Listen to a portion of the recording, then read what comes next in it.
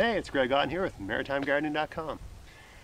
I thought I'd take you for a little walk around today and show you how things are coming along. The spinach that I moved, how they're coming along, how some of the different perennials, the height and where they are at this time of year. And just discuss a few different tips and tricks and approaches I'm using here. Just a kind of all over the place little video for those that are following along, that are interested in that sort of thing. So come along with me and have a look around.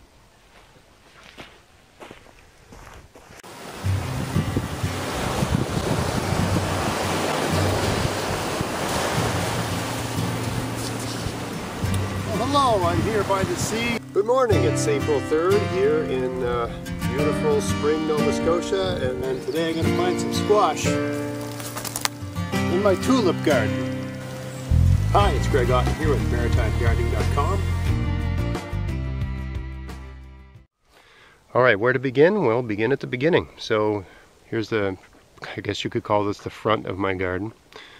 But this rhubarb, which I filmed last week as being maybe 7 inches high, now it's almost harvestable. I would imagine in a week I'll be able to start cutting the stalks off of this and making some rhubarb crisp. If you've never had that before, that's like the greatest stuff. It's kind of like granola with rhubarb and a whole bunch of sugar and a bunch of fat. Very good. I don't know if it's good for you, but it's good. Anyway, so that one's really coming along. It's really started to grow this week.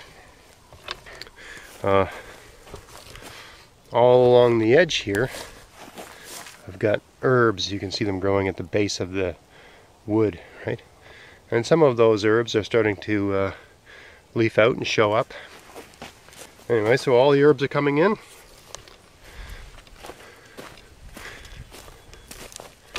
See over here the strawberry bed, and the strawberries are starting to poke through, right?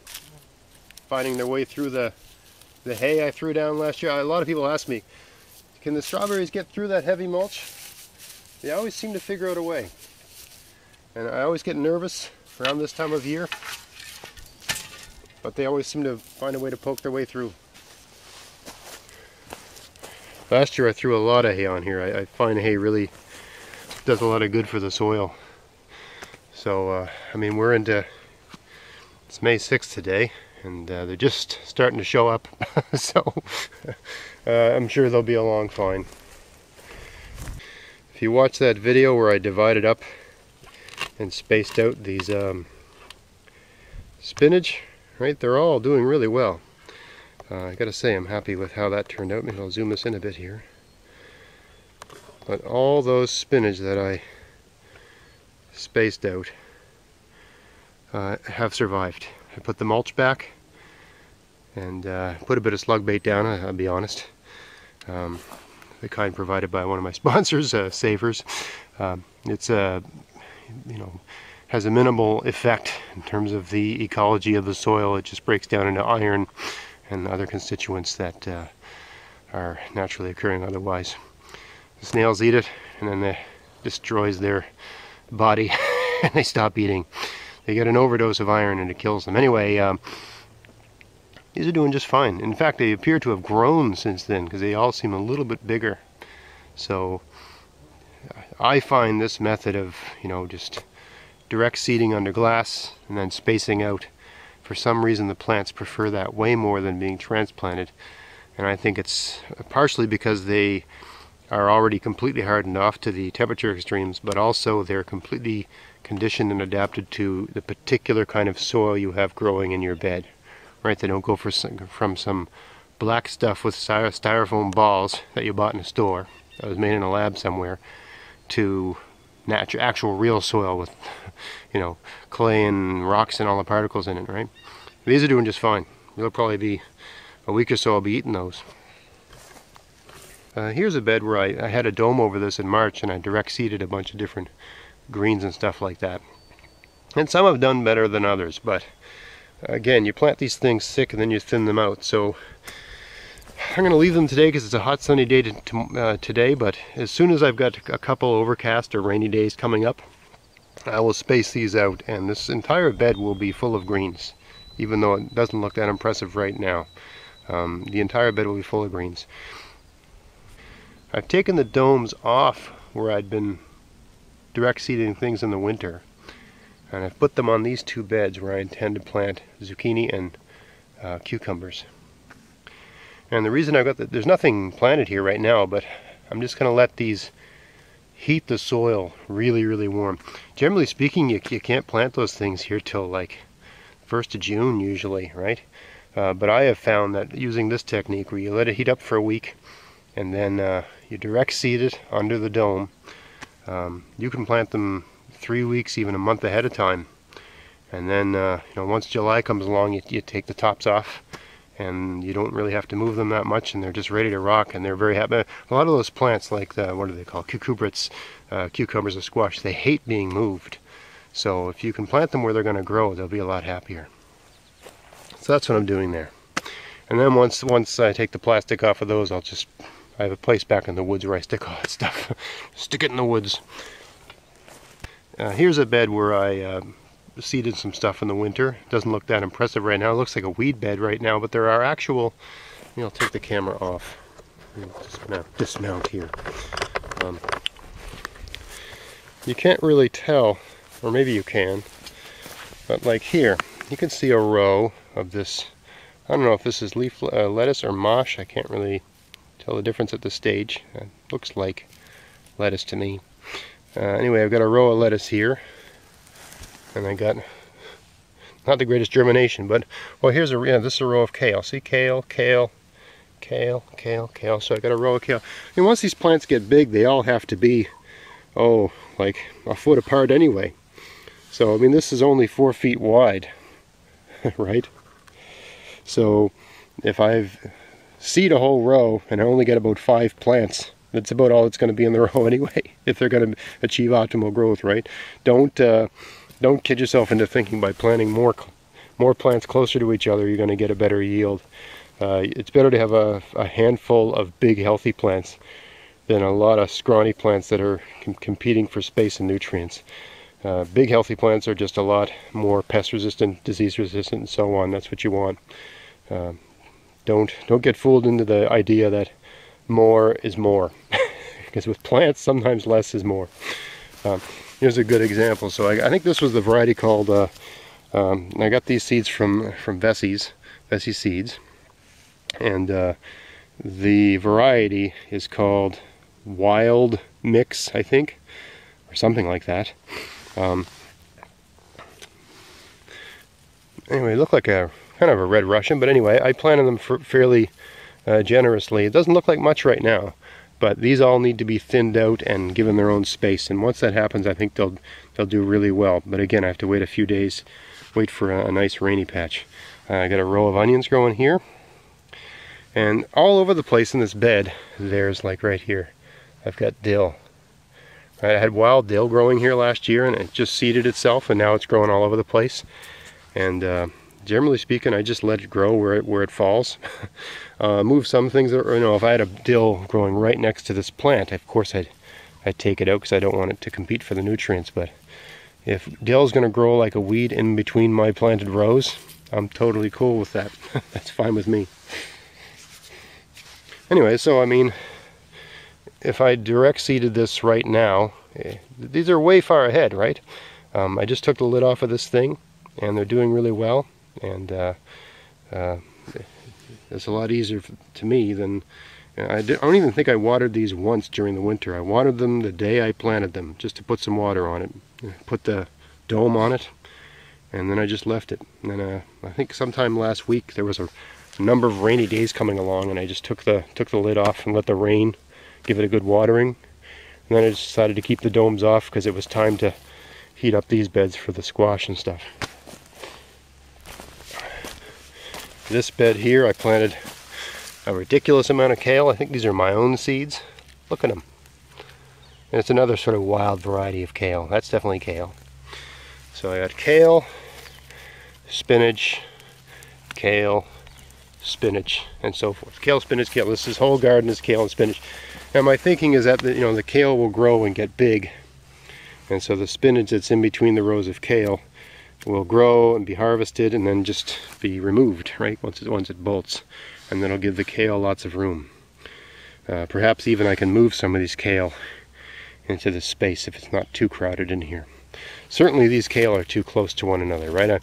When you plant your own saved seeds, you put a lot of them down because you don't know what the germination rate. When you save seeds, the germination rate's maybe 35% or something like that. At least for me, it's never that impressive. But it doesn't matter if you've got 1 million seeds. Yeah,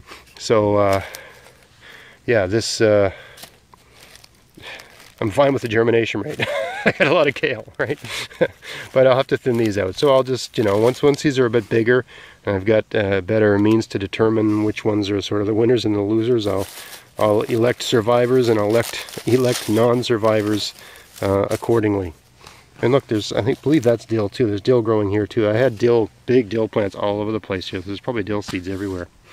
The perennial rhubarb bed. Remember I showed this maybe 2 weeks ago when there was nothing going on. Now look at it, just like that. Lots of rhubarb. I'll be able to harvest this in a week or so at the rate it's growing. Can't wait. Here's that lovage I showed before and talked a little bit about my podcast. Look at the size of it now. So that video I made about lovage I made a week ago. I think a week today. And now look at the size of it. Look at the speed it grows at. Right, and that should be, it'll probably grow a foot a week or something like that. It grows at an alarming rate. Right. And even at this height I could start harvesting this. In fact, I might harvest some today. There's a number of dishes I make using this stuff, right? I mean, that's a good, let's just break that off. It's a good size stalk, right? That one stalk, if you were making like a large 12-inch saucepan of food, that one stalk will be all the celery flavor you could ever want. It's very strong. So I'm sure it's good for you in some way, but yeah, if you want to add celery to a pot of soup, that's it. That's all you need. Right, so you get a lot out of one of these. One plant is all you need. All you need. Unless you're running a celery kitchen or something. Here's my asparagus. I got a video where I'm talking about that. Either it's been up or it'll be up soon. So I'm not going to talk about that much right now. But yeah, it's about 3 or 4 inches high in places. Asparagus. Lots of garlic coming up here. Right, all this garlic's up. Outside the enclosure, I got garlic growing in the seaweed over there. Zoom in a bit, you can see the garlic. Right? All doing fine. Found its way through the seaweed, no problem. No, there's no issue with salt with seaweed. Watch my video on that. Every time I talk about seaweed on one of these videos, someone asks me about, is it too salty? I did a video on that. Look back, maybe 6-7 months ago, I did a video on seaweed and whether it's too salty. It isn't. It's a short answer. I showed these garlic last week. Now they're looking nice and big and strong, right? Some of them are quite right at the base already, right? That one is 1/2 inch wide. That's what you want. These are my own saved seeds. They're from the biggest garlic I grew last year. The biggest, best, I don't eat them, I replant. And every year it seems to be, I've been lucky, I haven't had any diseases happen here yet. I just got bigger, better, more bountiful garlic. Someone was asking about the, I did a video last year where I planted the sort of cheap, $1 for 3 Chinese garlic. And then I planted some sort of expensive organic local garlic. So it appears from looking at this bed, and I put a lot of mulch on here, so there's probably some that still can't be seen, but the big fat Italian organic sort of stuff seems to be growing quite well, right? That's one of them right there. It looks pretty healthy to me. And there's one every 6 inches, so it seems to have survived and it's growing well. I mean, those were locally sourced, locally grown, and sure they weren't seed grade, but it was just an experiment to see how they would do. Hopefully I haven't brought any diseases like white rot in here. That would be terrible. Over here is where from this peg, I should stand on the other side here. So from this peg these two pegs over is all Chinese garlic. And I don't see, like there's a green poking up there. They don't seem to have come up with the vigor of these local. These are probably music garlic. I'm not exactly sure what the variety is, but they appear like a music garlic, and they're growing like my music garlic. These Chinese garlic don't seem to be coming up as vigorously, but you know, the season's young. Who knows?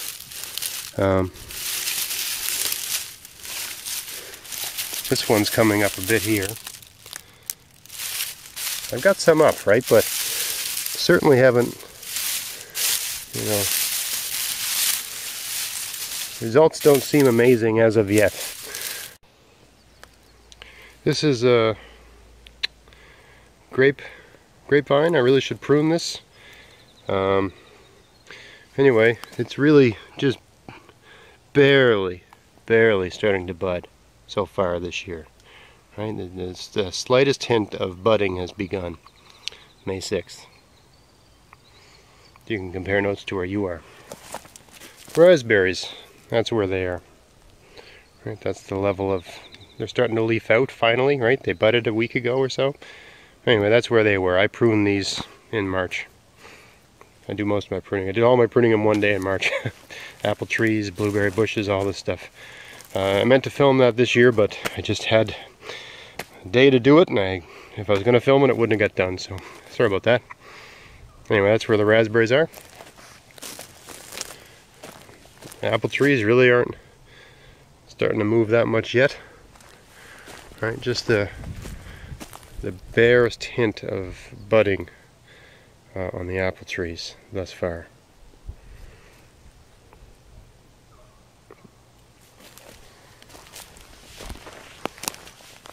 Same could be said of the blueberry bush. I think these are going to do really well this year, but starting to bud out a little bit. That's nice. And here's a bed where I moved some strawberries here last year. So I moved these in like September, October, and then I put a mulch over them. And look, they're starting to poke through the mulch.